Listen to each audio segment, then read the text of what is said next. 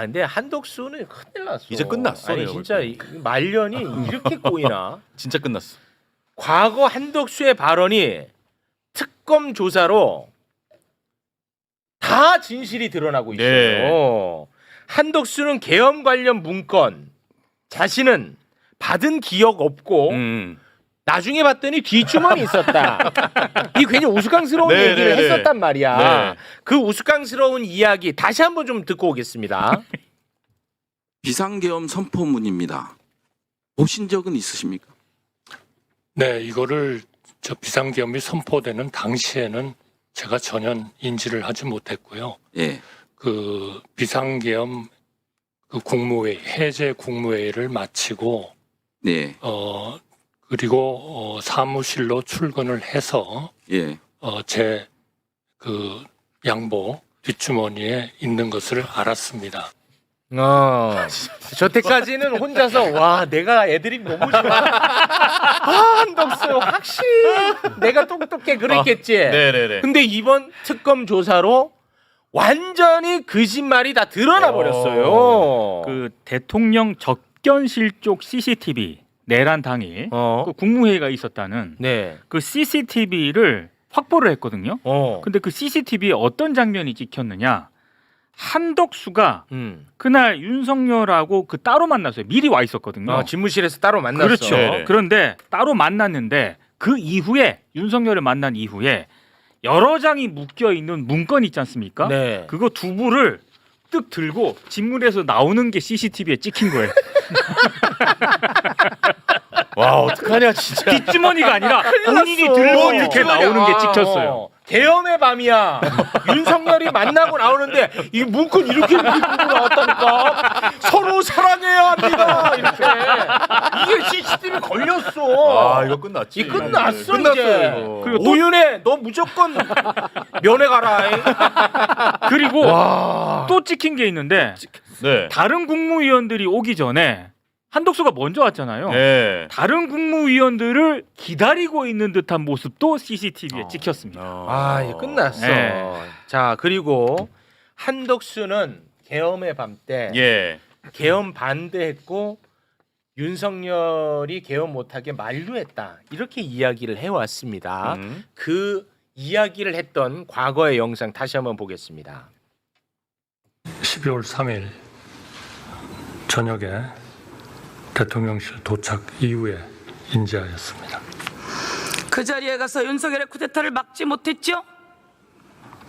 반대하는 의사를 분명히 했고 또 우리 국무위원들을 소집해서 국무회의를 명분으로 우리 대통령님의 그런 의지를 설득하기 위해서 노력을 했습니다. 자, 이거 본인이 이제 만류하려고 했다는 거잖아. 네. 근데 이게 거짓말일 확률이 매우 높아졌습니다. 왜냐? 예. 자, 한덕수가 윤석열 아까 만났죠. 예. 그리고 뭐 국무회의 같지도 않은 거 했죠. 그리고 윤석열이가 아유 뭐 됐어. 나는 그냥 선포할래 하고 혼자 선포하러 갔죠. 네. 그때 한덕수는 이제 총리실로 갑니다. 총리실에 가서 거기 이제 국무조정실장이 있어요. 예. 그 사람을 만나. 근데 그 사람을 만나 가지고 했던 이야기를 그 국무조정실장이 수사기관에서 다 폭로를 해버렸어. 예. 그 내용 전달해 주시죠. 그때 한덕수가 국무조정실장에게 이렇게 얘기를 합니다. 이제 총리실로 왔어요. 네. 아이 그 계엄 선포하려면 국무회의 심의를 거치도록 되어 있지 않냐. 근데 심의가 뭐요? 과반수 찬성이요. 근데 찬성하는 사람이 없었는데 그러면 괜찮은 거요? 라고 계속 물어봤다는 거죠. 반대를 한 게 아니라 그때 계엄의 요건을 제대로 갖춰야 그렇죠. 된다. 그걸 일일이 확인을 했다는 거죠. 총리실로 와가지고. 반대하고 만류한 게 아니고. 아니고. 네. 이 혹시 요건에 안 맞으면 어떡할까? 그렇죠. 돌린 거야. 그러네. 우리 대통령님 계엄 요건 맞아야 되는데 했던 거야. 이거 어떡합니까 이제? 그러니까 저게 또 연결이 되는 게 저러고 나서 또 대통령실에서 어떤 뭐 법률 검토를 해가지고 사후에 문건 또 만들었다가 맞아요. 또 폐기하잖아요. 그렇습니다. 이거랑도 좀 12월 연결이 5일에. 흐름이 쭉 돼요. 그렇습니다. 그러니까 한덕수의 그 심리 상태가 오락가락했던 건데 그 안에는 계엄에 대한 찬성 의지도 있었던 걸로 이제 보이는 거고 그렇습니다. 왜 그럼 한덕수는 오락가락했을까? 예. 역시 기회주의죠. 성공하면 여기서 2인자 연구로 해먹고 그렇지. 여기서 실패하면 또 본인은 빠져나갈 구멍 만들고 네. 이걸 동시에 했던 거 아니냐. 그렇습니다. 전 한덕수는 이제 밤잠 못 이룬다고 봅니다. 아니 한덕수가 만약에 실제 계엄에 반대했더라면 국회에서 계엄 해제 요구안 통과시키자마자 바로 국무회의 그렇죠. 소집해가지고 그렇죠. 바로 그냥 이거 계엄 끝내야 될 해제를 거 해야죠, 아니야. 예. 해제해야 될 거 아니야. 근데 어. 국회에서 계엄 해제 요구안이 가결되고 네. 나서도 한덕수는 국무위원들을 소집하지 않아. 소집하지 않고 발 동동 굴리고 있는 거야. 예. 그러다가 시간이 1시간이 지납니다. 1시간 지나서 정진석 비서실장으로부터 전화를 받습니다. 네. 아이고 할배요. 빨리 그 국무위원 소집하소. 해가지고 1시간 지나서야 그때 국무위원들을 소집합니다. 근데 그 1시간 동안 또 이 아까 국무조정실장의 검찰 진술에 따르면 한덕수가 그걸 또 계속 물어봤대요. 국회에서 가결이 됐는데 바로 해야 돼?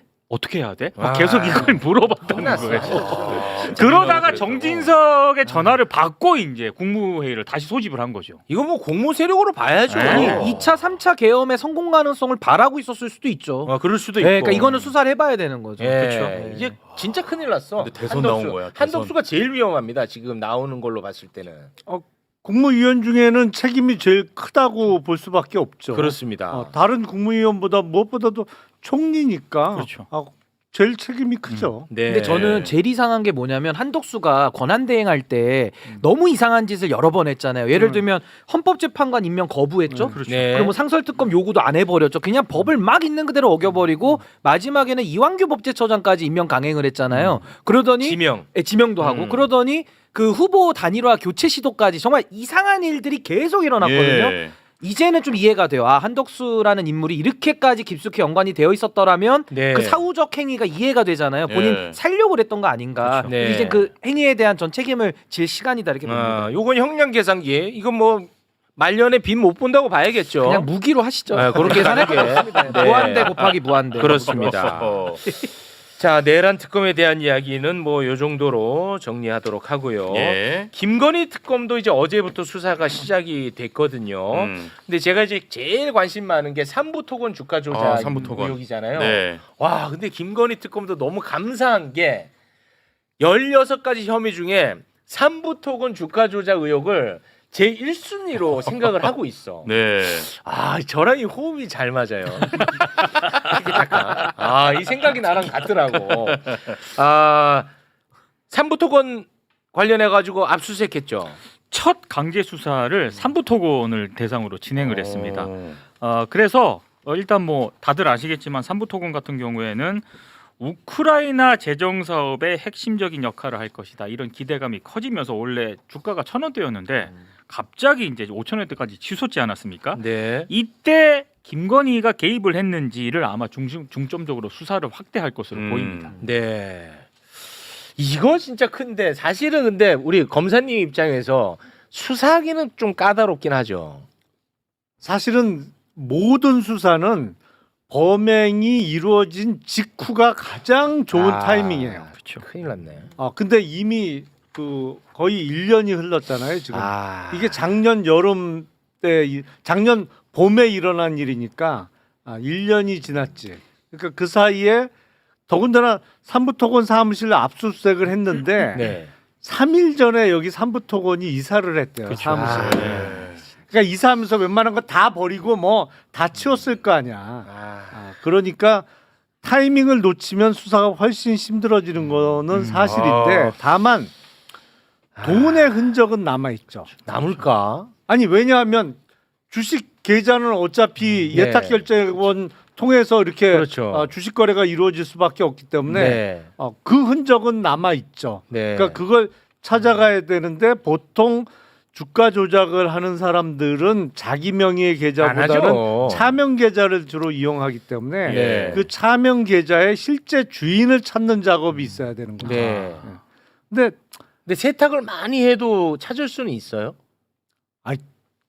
찾는 경우가 있고 못 찾는 경우도 있어요. 사실은. 그래요? 그러니까 그 왜 노숙하는 분들한테 뭐 돈 네. 좀 주고 통장 그, 받잖아요. 예, 하는 경우가 있거든요. 네. 그러면 훨씬 까다로워지죠. 아. 그러니까 그 추적하기가.